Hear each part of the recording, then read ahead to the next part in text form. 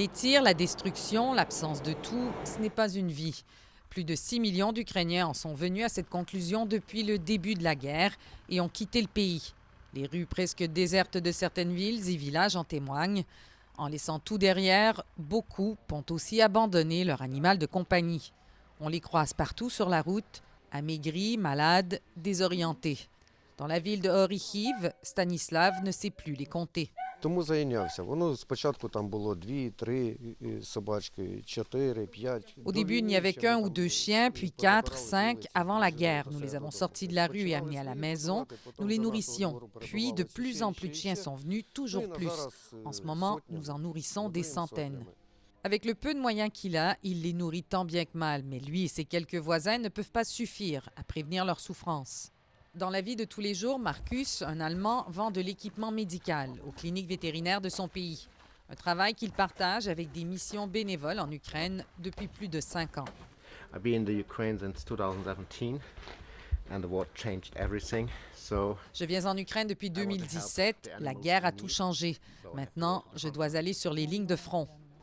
Avec un groupe de vétérinaires, Marcus sillonne le pays pour venir en aide aux animaux errants.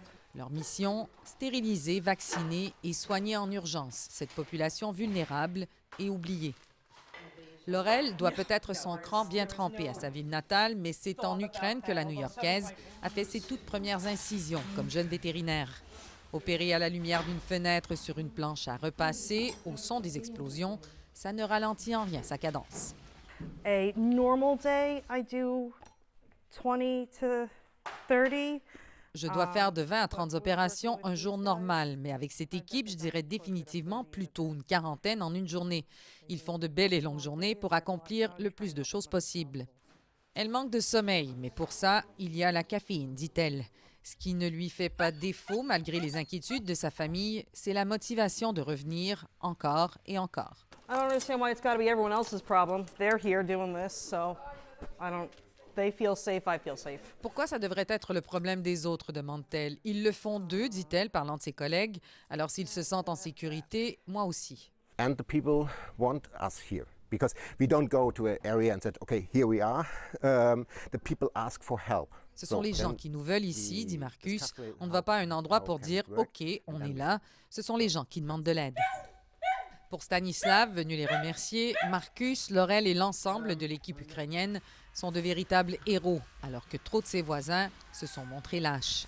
Я вважаю, що це несправедливо. Когось приручити, потім, як я кажу прямим текстом. Je pense que c'est injuste de prendre la responsabilité d'une vie et ensuite, je vous le dis crûment, se mettre le derrière à l'abri en laissant son compagnon en danger. Je ne peux pas comprendre. Au début de l'invasion russe, les pays voisins de l'Ukraine avaient vite assoupli leurs règles d'entrée pour les animaux pour que leurs propriétaires puissent les prendre avec eux.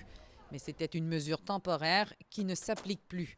Le plus difficile pour les vétérinaires bénévoles, c'est de repartir en laissant les animaux derrière. I want to take them all home. I want to snuggle them all. Fortunately, I'll say it's a little bit easier because they don't all want to snuggle back. Je veux tous les ramener à la maison, dit Laurel. Je veux les étreindre. Heureusement, c'est un peu plus facile parce qu'ils n'ont pas tous envie qu'on les caresse. Ils sont dans la rue depuis un moment. It's break always my heart to send these animals back in this shit. Ça me brise le cœur, dit Marcus, de renvoyer des animaux dans cette merde. Mais c'est impossible de les amener en sécurité. Mais parfois, il y a de ces rencontres qui vous font baisser les gardes, comme celle de Pepper. Marcus l'a retrouvée complètement seule la veille dans un jardin. Il devra attendre qu'il atteigne l'âge de 7 mois et puisse légalement voyager en Union européenne. Mais le petit bourreau des cœurs de quelques centaines de grammes viendra élargir la famille du sauveteur en Allemagne. Mais ne leur dites pas, ça reste une surprise que Marcus doit leur faire accepter. Ici Marie-Ève Bédard, Radio-Canada, Orіхів.